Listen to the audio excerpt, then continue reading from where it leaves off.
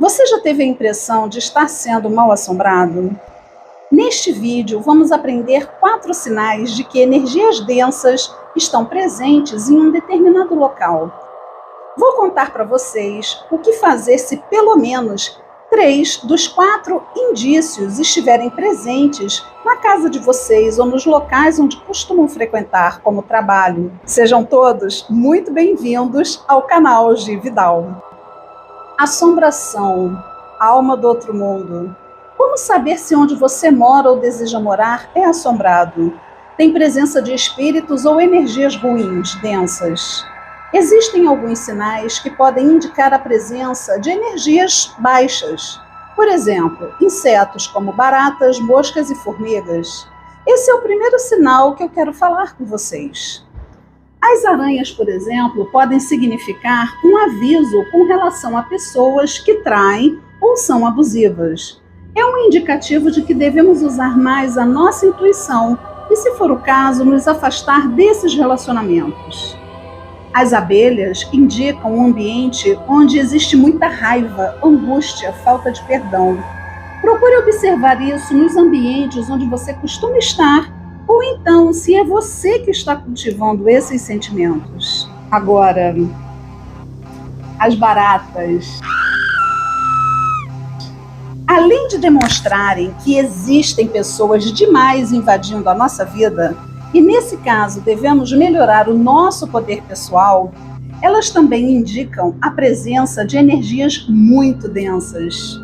Lembrem-se, as baratas, elas vivem do lixo, e esses insetos ficam mais fortes e se reproduzem mais, se alimentando de restos, inclusive no plano astral. As moscas são atraídas pelo ambiente da discórdia, do nervosismo, da raiva. Mais uma vez, devemos observar o que estamos vibrando e o que as pessoas que convivem com a gente vibram.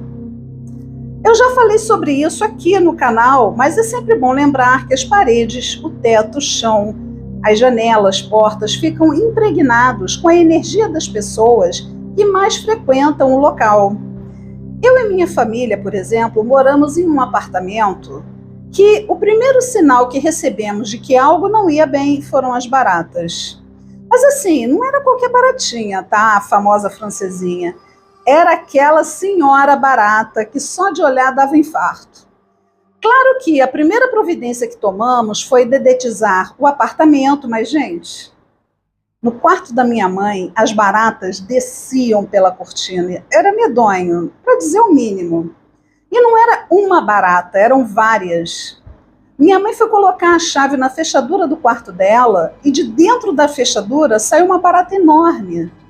Chamamos a dedetização e resolvemos o problema das baratas. Ok.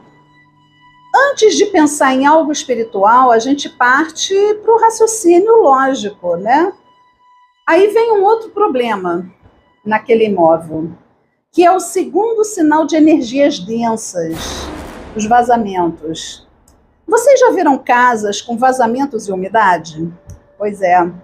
Assim que nós mudamos, ficamos sem gás por 15 dias, porque havia um vazamento de gás. Nesse momento, eu já comecei a desconfiar que havia algum problema, mas assim, eu não sei vocês, eu preferi, na época, pensar que existia um problema na área material da coisa, no imóvel, que o problema era com o apartamento, até para não ficar com a fama de a chata do esoterismo, tudo para ela é espiritual, tem uma energia ruim. Bom, então eu resolvi pensar mais uma vez que o problema era com o imóvel. Ainda com relação a vazamentos, 1 mês e meio depois, nós viajamos por 4 dias e quando voltamos, o banheiro estava totalmente alagado e o espelho tinha virado uma cachoeira. A partir desse terceiro evento, eu tive certeza de que tinha algo de errado com aquele imóvel. E era espiritual, né? Na melhor das hipóteses, o vazamento de água limpa representa um desafio espiritual que você está enfrentando ou vai enfrentar. Mas a presença de vazamentos, inclusive de mofo, é um indicativo muito forte de que algo no plano sutil, que não é bom, está ali naquele local. Se o vazamento for com água de esgoto, a situação piora bastante. Um detalhe, Se água costuma cair no chão ou na mesa, se alguém torna sempre água, observe as energias das pessoas à sua volta, porque elas podem estar emanando muita negatividade. O terceiro sinal diz respeito a objetos que se movem sozinhos ou que desaparecem e ninguém acha. Perder objetos ou coisas mudarem de lugar ou se moverem sem explicação merecem muita atenção, porque, no mínimo, isso representa energias distantes, fora de sintonia. E um detalhe que perder objetos sinaliza que você está em exposição com muita frequência e em grande quantidade a energias ruins. Através das energias de um ambiente, certos seres conseguem provocar manifestações no campo físico. Por exemplo, a temperatura muda, ou um ambiente é mais frio do que o restante da casa, vontade de chorar sem motivo aparente, interferência na corrente elétrica, com lâmpadas estourando, aparelhos eletrônicos que perdem a bateria muito rápido. Podemos notar movimentos nos lustres, peças que mudam de lugar. Voltando para aquele apartamento onde eu e minha família moramos, depois de tudo o que eu já contei para vocês, passado algum tempo, as portas do guarda-roupa do meu quarto, era um guarda-roupa embutido, começaram a abrir sozinhas.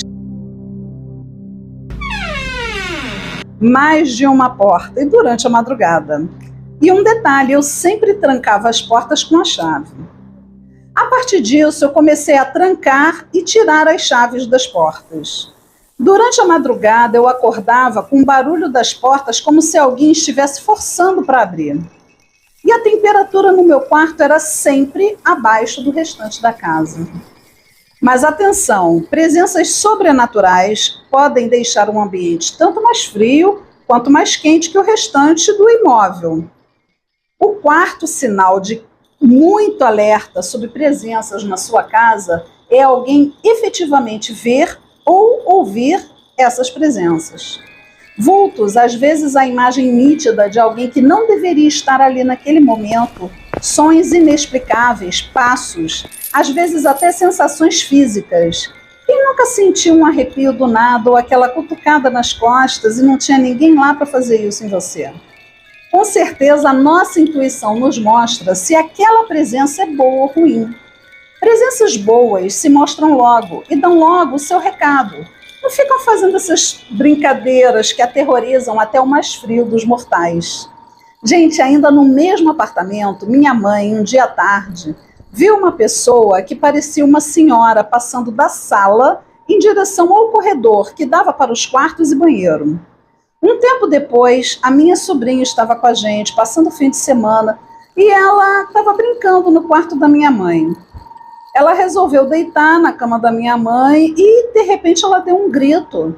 Fomos correndo ver o que era e ela nos disse que um homem havia falado no ouvido dela para ela parar de fazer bagunça. Foi a gota d'água, né? E o que fazer? Bom, a primeira atitude é buscar informações sobre as pessoas que moraram no imóvel. Geralmente não temos a possibilidade de nos mudar logo de cara, assim que nos damos conta de que o lugar é assombrado. E foi o que aconteceu com a gente. Nós começamos a buscar informações sobre o apartamento e as pessoas que moraram nele. Por que devemos pesquisar sobre o imóvel?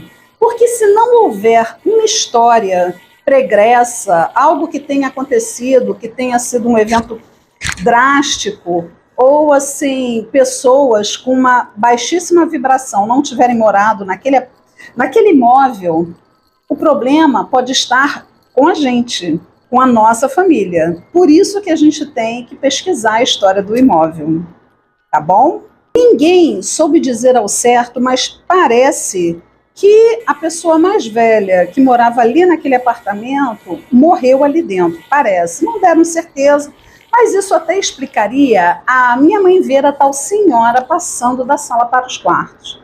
Depois a gente ficou sabendo, inclusive, através de pessoas que conheciam a família e não moravam no prédio, que o mais novo havia falecido e que ele saiu de dentro do apartamento basicamente sem vida. Ele morreu no hospital, mas saiu do apartamento quase sem vida. nos disseram que ele tinha ligações que deixavam a sua energia em uma vibração muito baixa. Descobrimos também que o quarto onde a minha mãe dormia, aquele das baratas, era o quarto dele. Não sabemos se a pessoa mais velha que faleceu dormia no quarto que eu usava, mas era mais do que notório que tinha algo de muito errado com o apartamento. Após as descobertas sobre as pessoas e acontecimentos que envolviam o imóvel, chegou o momento de partir para o ataque, para a ação. Chegou o momento da limpeza. Minha mãe, como é muito católica, rezou em todos os cômodos do apartamento e eu com ela. As orações católicas recomendadas para a limpeza espiritual de um ambiente e que nós fizemos foram o Pai Nosso, a Ave Maria, a oração de São Bento, o Credo e o Salve Rainha. É importante que todas as pessoas que moram na casa ou trabalham no local façam juntas os rituais de banimento de energias densas. A segunda dica é queimar pedras de cânfora, ervas e essências, incensos. Uma amiga da minha mãe nos ensinou que queimar pedras de cânfora nos cômodos limpava o ambiente de energias ruins. Eu fui pesquisar sobre isso porque eu não sabia e encontrei que, além de purificar o ambiente, também protege as pessoas que moram ou trabalham no local de energias negativas e da inveja. Só que a cânfora é como sal grosso, ela limpa todas as energias, inclusive as boas. Então, após queimar a pedra de cânfora em cada um dos cômodos, devemos energizar o ambiente com a vibração que desejamos que predomine naquele local. Por exemplo, a gente pode queimar incensos de lavanda, alfazema, sândalo, mirra, arruda. Esses são apenas exemplos. Junto com os incensos, a minha mãe acendeu velas para Nossa Senhora de Fátima, a Santa que ela é devota, e eu acendi para o meu anjo da guarda. Sempre prestando atenção nas velas, porque a presença de energia densa provoca incêndios em alguns casos. Eu sempre tive cristais e pedras espalhados pela casa, então eu limpei esses cristais, lavei aqueles que podem ser lavados com água e sal grosso. Os que não podem, eu defumei com incenso de Ananda, que é um incenso que tem um cheiro bem parecido com a cânfora. Após a limpeza dos cristais, de acordo com cada um deles, eu energizei no sol ou pelo poder da lua. E depois de tudo isso feito, eu espalhei os cristais e as pedras pelo apartamento. Depois de tudo isso, não vou dizer que parou totalmente, mas melhorou consideravelmente. Hoje, nós não moramos mais lá e eu já perguntei se os novos moradores notaram algo de diferente no imóvel e eles disseram que não. Toda essa experiência pode ter sido algo referente a mim e à minha mãe. Ou, depois de tudo que fizemos, a gente pode ter conseguido limpar o apartamento. É sempre bom observar isso, né? Se é algo referente a gente ou se é realmente referente ao imóvel. Eu espero que eu tenha ajudado a quem está passando pela mesma experiência, que é bem desagradável. Se vocês já experimentaram esse tipo de acontecimento e quiserem relatar para mim, deixem suas histórias aqui nos comentários. Deixem o like de vocês. Inscrevam-se no canal quem ainda não é inscrito. Iluminadíssimos gatos garotos e gatas garotas, vejo vocês amanhã às 19 horas para um vídeo sobre um aspecto astrológico que vai começar agora, dia 2 de maio, que é a retrogradação do planeta Plutão. Fiquem bem. Namastê.